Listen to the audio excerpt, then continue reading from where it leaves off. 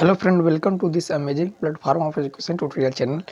देखिए फ्रेंड, ये हमारा करंट अफेयर का लेक्चर है और आज का हमारा पहला प्रश्न क्या है कि फरवरी 2022 में साहित्य अकादमी द्वारा किसी उर्दू भाषा में साहित्य अकादमी पुरस्कार 2021 देने की घोषणा की गई। तो फ्रेंड देखिए, साहित्य अकादमी द्वारा उर्दू भाषा में, हिंदी भाषा में नहीं, ये उर्दू भाषा की बात हो रही है और उर्दू भाषा में साहित्य अकादमी पुरस्कार 2021 देने की घोषणा किसे दी गई? तो ये चंद्रभान ख्याल को देने की गई। तो फरवरी 2022 में साहित्य अकादमी द्वारा किसी उर्दू भाषा में साहित्य अकादमी पुरस्कार 2021 देने की घोषणा की गई। तो चंद्रभान ख्याल को देने की घोषणा की गई है। अगला प्रश्न देखिए क्या है कि हिंदी में, देखिए फ्रेंड, हिंदी में किसे दी गई? तो हिंदी में दया प्रकाश सिन्हा को साहित्य अकादमी पुरस्कार प्रदान की गई। अगला प्रश्न देखिए, बहुत ही महत्वपूर्ण प्रश्न ये भी है कि हाल ही में किसने नॉइज ब्लेड एंड मिसमैच नाम से फ्रंटियर्स रिपोर्ट 2022 जारी की है? तो फ्रेंड देखिए, जो ये नॉइज ब्लेड एंड मिसमैच नाम से फ्रंटियर्स रिपोर्ट 2022 जारी की है। तो ये संयुक्त राष्ट्र परीक्षण कार्यक्रम द्वारा ये जारी किया गया, नॉइज ब्लेड एंड मिसमैच नाम से फ्रंटियर्स रिपोर्ट। अगला प्रश्न देखिए फ्रेंड कि WWF की स्थापना कब हुई? तो WWF की स्थापना ये 1961 में हुई, WWF की स्थापना, और इसका मुख्यालय ग्लैंड स्विट्जरलैंड में है और इसका प्रतीक चिन्ह क्या है? पांडा। अगला प्रश्न देखिए, IUCN मतलब international union for conservation of nature, इसकी स्थापना सन 1948 में हुई। इसका मुख्यालय ग्लैंड में है और रेड डाटा बुक IUCN द्वारा जारी की जाती है। ये तो मैंने आपको बहुत बार बताया कि रेड डाटा बुक याद कर लीजिए, रेड डाटा बुक IUCN द्वारा जारी की जाती है। IUCN का फुल फॉर्म है international union for corporation for conservation of nature. सन 1948 में स्थापना होती है, मुख्यालय ग्लैंड में है। आगे देख लीजिए, WTO वर्ल्ड ट्रेड ऑर्गेनाइजेशन, विश्व व्यापार संगठन के हेड कौन है? नागोजी ओंकाजा इवेला इसके हेड है। इसकी स्थापना WTO की 1 जनवरी सन 1995 में होती है, मुख्यालय जिनेवा में है। आगे देखिए, ह्यूमन डेवलपमेंट इंडेक्स, जिसे HDI कहते हैं, और ह्यूमन डेवलपमेंट इंडेक्स UNDP संयुक्त राष्ट्र विकास कार्यक्रम द्वारा जारी होती है। हाल ही में किसे प्रधानमंत्री आर्थिक सलाहकार परिषद PMEAC का पूर्णकालिक सदस्य नियुक्त किया गया है? तो फ्रेंड देखिए, प्रधानमंत्री आर्थिक सलाहकार परिषद PMEAC का पूर्णकालिक सदस्य किसे नियुक्त किया गया है?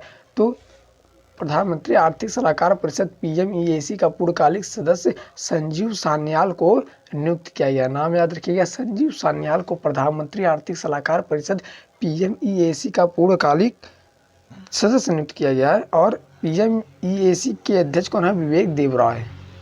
आगे देखिए फ्रेंड, ये प्रश्न बहुत ही महत्वपूर्ण है क्योंकि मैं ये प्रश्न बहुत बार आपको बता चुका हूँ कि मुख्य आर्थिक सलाहकार कौन है। तो भारत के मुख्य आर्थिक सलाहकार हैं अनंत नागेश्वरन भारत के मुख्य आर्थिक सलाहकार हैं। आगे देखिए, भारत के मुख्य वैज्ञानिक सलाहकार कौन है? तो भारत के मुख्य वैज्ञानिक सलाहकार के विजय राघवन जी हैं, भारत के मुख्य वैज्ञानिक सलाहकार। अगला प्रश्न देखिए कि वर्तमान NSA नेशनल सिक्योरिटी एडवाइजर राष्ट्र सुरक्षा सलाहकार कौन है? तो फ्रेंड देखिए, वर्तमान में NSA जो होते हैं, नेशनल सिक्योरिटी एडवाइजर राष्ट्र सुरक्षा सलाहकार, वो अजीत डोभाल जी हैं। अगला प्रश्न क्या है कि हाल ही में हाईबारी नाम से किस देश ने अपनी पहली हाइड्रोजन से चलने वाली ट्रेन लॉन्च किया है? तो फ्रेंड देखिए, हाईबारी नाम से किस देश ने अपनी पहली हाइड्रोजन से चलने वाली ट्रेन लॉन्च की? तो जापान के द्वारा ये हाइड्रोजन से चलने वाली ट्रेन लॉन्च की गई। मैंने आपको बताया था कि एक फ्लाइंग बोट थी जो भी हाइड्रोजन से चलती थी और उसे सऊदी अरब के द्वारा बनाया गया था फ्लाइंग बोट। मैंने एक वीडियो भी डाला है, आप लोग उसको देख लीजिएगा। और ये क्या है? हाईबारी नाम से किस देश ने अपनी पहली हाइड्रोजन से चलने वाली ट्रेन लॉन्च किया है? तो ये जापान के द्वारा ये लॉन्च किया गया। ये देखिए, जापान की पहली ट्रेन है, विश्व की पहली ट्रेन नहीं है हाइड्रोजन से चलने वाली, ये जापान की पहली ट्रेन है हाईबारी, और जापान की राजधानी है टोक्यो। आगे देखिए, जो हाइड्रोजन से दुनिया की पहली ट्रेन कौन थी? तो वो जर्मनी के द्वारा बनाई गई थी। जापान की संसद का नाम है डाइट, जापान की मुद्रा है येन, और जापान के प्रधानमंत्री कौन है वर्तमान? फूमियो किशिडो।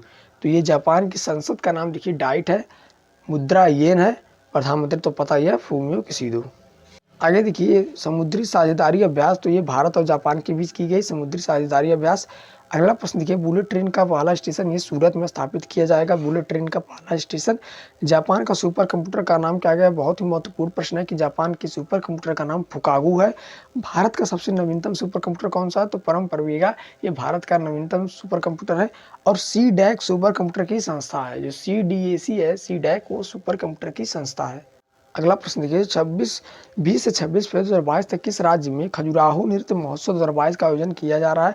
तो फ्रेंड देखिए, किस राज्य में खजुराहो नृत्य महोत्सव 2022 का आयोजन किया जा रहा है? तो यह मध्य प्रदेश में इसका आयोजन किया जा रहा है। और खजुराहो मंदिर को यूनेस्को में कब शामिल किया गया? तो फ्रेंड देखिए, खजुराहो मंदिर को यूनेस्को में ये 1986 में इसे शामिल किया गया है।